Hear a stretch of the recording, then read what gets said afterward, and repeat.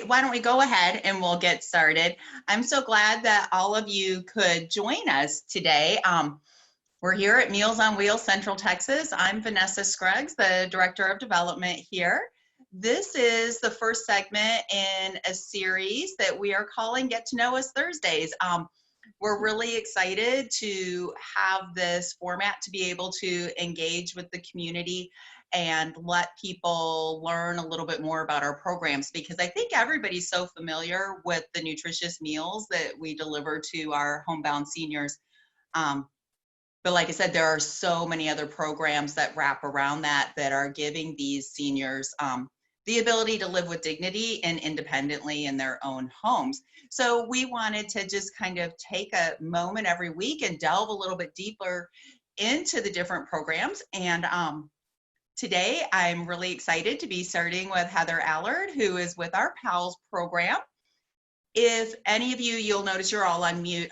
If anybody should have a question during this, please enter it into the chat box and we will be getting back to you with answers to those questions. So without further ado, Heather, why don't you tell us a little bit more about PALS? Okay, I will. Thank you so much. And thanks all for taking the time to learn a little bit more about the program. I appreciate it. So as Vanessa said, my name's Heather Allard. I've been with the PALS program for almost 9 years. And PALS stands for Pets Assisting the Lives of Seniors. So it is our pet assistance program. We provide services to our pet owning clients who count on their pets for companionship, love, and quite honestly, sometimes a reason to get up in the morning and keep going. Mm-hmm. And so the whole point of PALS is to keep people and pets together, happy and healthy. We focus on services like pet food delivery, annual veterinary care, donated grooming services, and we can even provide boarding care or foster care for our clients' pets when they have hospital stays of their own. And in fact, we have 3 dogs that are in foster care right now while clients are in the hospital. So 98% of our clients tell us that they could not adequately provide for their pets without PALS help. And that's straight from them. We actually do a client survey every year because we want to know what we're doing well and if our clients truly do need these services. And year after year, in fact, they tell us that they do need those services. So I'm going to show you a couple of photos of clients and their pets, because rather than just seeing me, I thought it would be better if you could actually see a couple of our clients and their babies. So this right here is Dorothy, and these are her dogs, Pocket and Mojo. They are very enthusiastic little fellows, and they are her whole life. So she's just one example of the kind of, she and her babies are one example of the kind of family that PALS strives to keep together. That is awesome, Heather. What really brought you to Meals on Wheels Central Texas? Tell us a little bit about you. Sure. Well, everyone tells me, when I tell them what I do, they always say, PALS is such an amazing program. And I didn't know that Meals on Wheels did pet assistance. And I always tell them, neither did I, until they offered me the job. And so I feel like it's sometimes the best kept secret of Meals on Wheels. And we definitely love events like this where we can spread the word. But before I joined the Meals on Wheels Central Texas family, I actually had worked and volunteered in animal welfare and rescue for over 10 years. So that's my background, that's my passion, is helping those who really don't have a voice.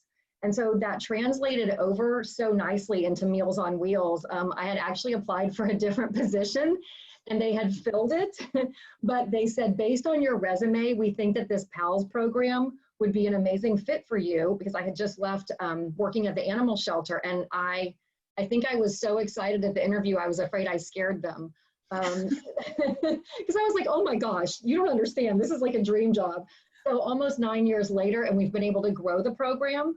I started as part-time, I'm now full-time, and there's a part-time program assistant. And that just really speaks to the need. So I just think that's hugely important. And I still also do foster puppies and kittens on the side. So every once in a while, I bring those little angels to work with me. But yeah, it's been such an amazing fit for me. I love it. That is such an amazing path. I love that. I really do. So what is it that's so important to you about serving our community? Well, I think that unfortunately, a lot of times the ones that we serve through Meals on Wheels are often forgotten about in our society. Because they are homebound and because so many of them live alone, they're very isolated, and it's not, it's sad, it's just not folks that are on the forefront of people's minds. And so the majority of our pet owning clients do live alone. They live on a very small fixed income. And that does not mean that they don't love their pets, though. And in fact, what it means is that their pets take on such a magnified importance in their lives. If we think about, you know, our pets and how much we love them, but we have the ability to go out to jobs, to have our independence. And these folks are really isolated. They're there with their babies 24 hours. And so I think everyone deserves to live with dignity and respect. And for our pet owning clients, that really does mean keeping their pets at home with them. And I've got a couple more examples for you. This is a client named Joe. He and his wife were clients for many years until she passed away from dementia. And so his dog really became his only daily companion. And it's so beautiful to see them together because not only did the dog provide companionship to his wife, Margaret, before she passed, and she would sit at the base of the wheelchair just day after day with Margaret. And that's what Joe always tells us. But now the only time he really even gets out of the house is to take his dog for walks around the block. And he actually met a neighbor, and now he has a new neighbor friend just because of those walks. So I think it's just a great example of, you know, how pets can get us out there and get us more social and help our clients become less isolated. Definitely. Yeah. About how many pets do we currently serve? Or That's a great question. Yeah. So I was looking at the statistics from last year, and last year alone, I have it written down here because it was a really big number. It was over 500 clients and over 900 pets. And so those are people and pets whose lives we touched either with pet food delivery, with annual veterinary care, with boarding care, or a combination of all those. Some people need our help with all of those things, and some people just need our help with one or two. But it is literally hundreds of lives that we're impacting every year. definitely. And how are the PALS participants identified and connected to the service? Oh, that's a great question. So when our clients come on services, they are assessed by a case manager, a social worker. Normally that happens in their home. Right now it's happening by phone right now. And so those case managers ask them a lot of different questions, not just about their nutrition needs, but about other needs they might have. So we have a very robust home repair program, for example, or they might need someone to go grocery shopping for them, and we have that type of program. And so if there's pets in the home, then the case managers ask them if they're interested in receiving PALS services. They're referred to us. And then Monica is the PALS admin assistant. She and I are the ones that call the clients. We talk to them and learn all about their babies and then what kinds of needs they have as far as the pet food, the vet care, how we can best serve them. That's awesome. What is your favorite thing about your role in all of this at Meals on Wheels? Well, I want to have two favorites. So we'll allow two. Since I got to make notes, I made notes on two. So the first thing is the clients. And so Monica and I, we have the honor of talking with clients every day.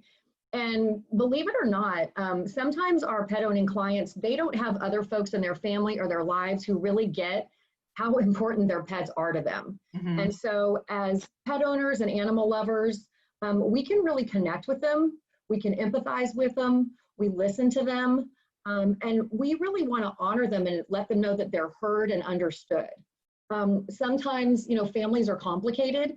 And so our clients who have adult children, they're out there busy, you know, they've got kids, grandkids, great-grandkids, but on a daily basis, maybe it's their little barky Chihuahua that is their best friend. And their family is like, man, we just don't understand why she loves that Chihuahua so much. You know, she's so mean. And it's like, but that's her world. And so we will listen to those stories. We acknowledge those stories. We welcome those stories. And so that to me is, it's just so important to me that we hear them and that they feel that dignity and respect from us. And so that's one of my favorite things. And then the other thing I have to say is the volunteers, because PALS is a staff of 1.5. I'm full-time, Monica's part-time, and we are hard workers, I will tell you that, but without the volunteers, we couldn't get it done. They are truly the heart and soul of not only PALS, but Meals on Wheels Central Texas.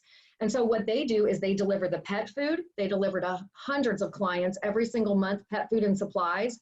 They're the ones that drive dozens of pets every month to veterinary visits, to grooming appointments.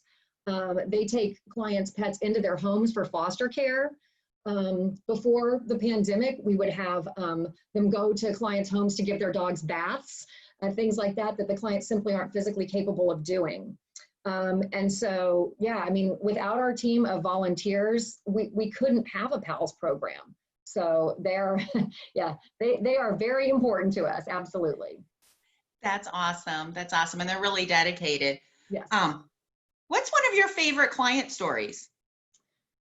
So I have about 1 million, but one just happened last week, and I wanted to mention it because it's a favorite volunteer and client story. And so it's about one of our clients whose dogs are currently in boarding care right now. So she is getting medical care for herself. She's not able to be at home right now, and so she's in a nursing facility temporarily. And she has 2 dogs named Dolly Parton and Sissy Nicole. And Dolly Parton and Sissy Nicole are awesome. They're these adorable, cute little dogs, and they're really her lifeline. I mean, that's her world. So every time I talk to her, she wants to know, how are my babies? I can't wait to be home with them. And so she wanted to see them, but we can't take them to the nursing facility for her. It's not safe. And so a wonderful, amazing volunteer, this guy, Matt, offered to take her dogs and do a window visit. So we've probably seen some of these on the news, you know, where people are waving to their family through the windows, but he took Dolly and Sissy up there. And I mean, I think that made her whole month. She just, I mean, she was laughing. She was so happy. And how nice of it that this guy is like willing to take these little tiny dogs, you know, to go see this little old lady and look at them through the nursing home window just to make her happy. So I think that's just the perfect combination of a story that talks about, you know, how we really honor that relationship and we really respect that relationship. Because some people might be like, oh yeah, it's her dogs, they're fine, don't worry about them, you know. But it's like, no, this is her lifeline. And so it is important for her to be able to see their little faces, to see their wagging tails. And without volunteers, we couldn't do special things like that. We just wouldn't be able to do it.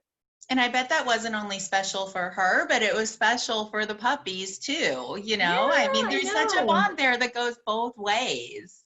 Absolutely. So, and she's had them for years. Yeah, that's just really precious. One other question for you.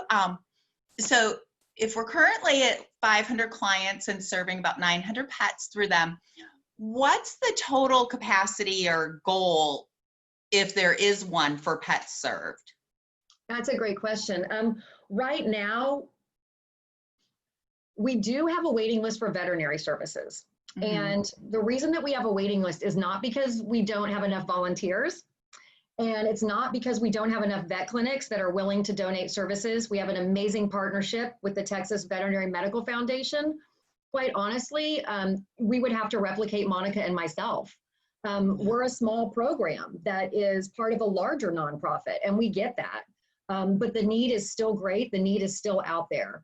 For pet food, it's a smaller wait list. But and that's easier because that's a once a month delivery or a delivery. There's less kind of wrangling in the pet food world, and that's simply a budget issue.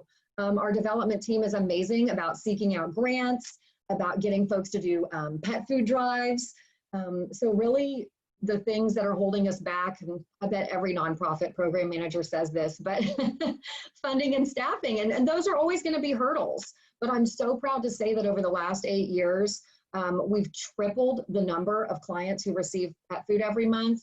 And we've probably, oh gosh, we're serving hundreds more pets every year. The veterinary care program was very small when I got here, and it's really big now. So we're really proud of what we've done, and we'll continue to grow as we can.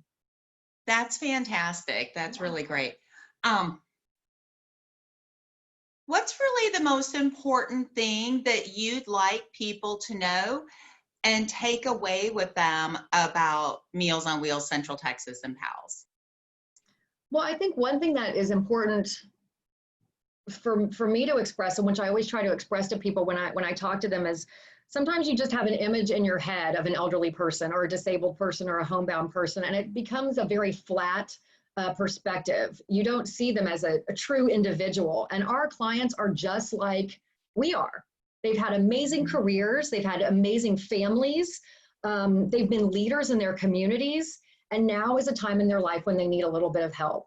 And I will defy you to give me one single person who has not needed help in their life. I mean, it's just, you know, we all need help at some time. So I consider it an honor to work with these folks. And I think we all should consider it an honor. I'll show you one last picture, because this is definitely the picture that if you know me, you know who this client is. This lady's name was Fanny. She lived to be almost 103 years old. And that's her cat, Lance Armstrong. She named him Lance Armstrong before all the Lance Armstrong drama, but she lived in the same farmhouse where she was born. And she had the most fantastic stories to tell me. I loved listening to her. And just one example is that when she was a kid, they lived down by the river. Her house is right by the river, and she could outswim all the boys, all the boys. She was the fastest swimmer.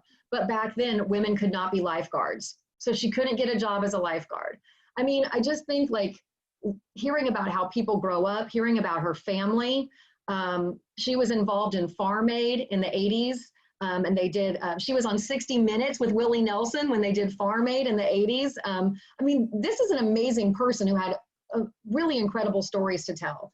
And so I would just encourage folks to think about our clients in multiple dimensions and remember that. And remember that we always, you know, we're always going to need help at some point in our lives. And so we should really consider it an honor to do this work. So how can people help the PALS program right now? Oh, well, thank you for asking. That's a great question. So right now, especially during the situation with COVID-19, we're not in a position where we're able to train new volunteers and do, you know, training meetings. So one of the best ways that people can help would be to organize a pet food drive. And folks have been doing this through their churches, sometimes through Cub Scout groups, at their offices. And that is an amazing way for people to pitch in just a small amount of money, but really make a difference in the lives of our clients and our pets. We also accept pet supplies. So things that our clients can't afford, like, you know, beds and toys, things like that. But serving pet food to, you know, hundreds of pets every month is expensive. And so we can help more pets if we get more donations. That, and then I would say additionally, if you have funds that you can share, of course, we appreciate that as well. And that allows us to use that either for, you know, pet food, vet care, or boarding expenses. That's awesome. That's really great. I know that there's a donation drive coming up at a senior living facility towards the end of this month. So we'll keep those rolling in for you. And yay! Pause that. Heather, I am just really inspired by your passion for our clients and for their animals. I love that. And that's exactly what we need here at Meals on Wheels Central Texas.